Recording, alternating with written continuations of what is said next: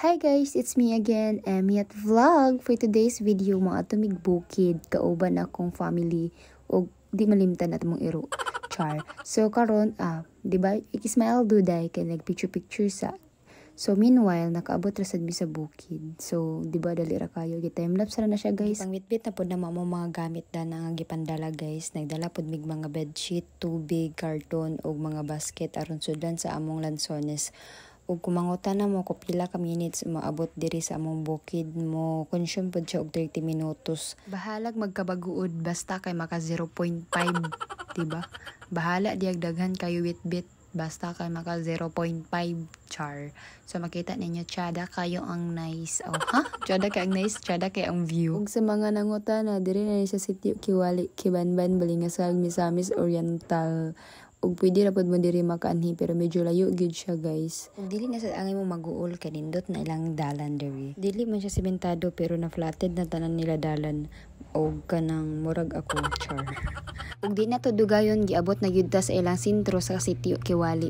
So makita ninyo karon mo na ilang dalan. Medyo batuon pag yun na siya guys. Pero okay ra man gihapon kayo kay maagian man siya sa motor mga rider ba mga tao diri char.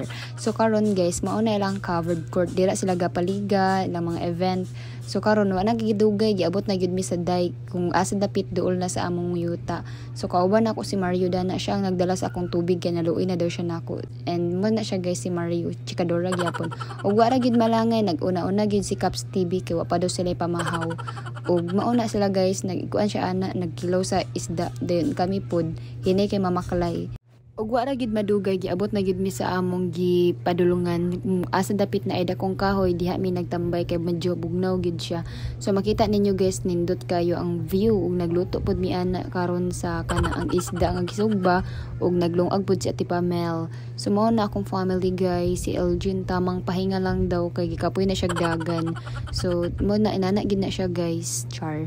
So for today's video na nasad ta karon sa kuan tabok-tabok na putag tubig kay moadto ta sa atbang kay magkuha ko og kana ang dahon sa saging kay mao man na among butangan sa among kanon kay wala man mi nagdalag plato kibali mag bottle fight ra dayan mi. And then pakita na ko sa inyo ang mala Switzerland nga view ada pilingon kaayo bahalag magkalisod pagtabok basta naka 0.5. So kauban ako si Elgin po nagdala-dala pug kutsilyo.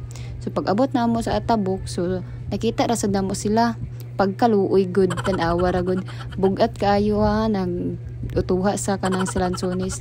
O diba mapa Switzerland kay ang view sa among bukid guys. Unya kana sila luoy na kay mga naong. O nya ako tita for the selfie lang pero guys gitabangan pud na ako sila no. So pagkahuman ibalik ra pud dayon mi.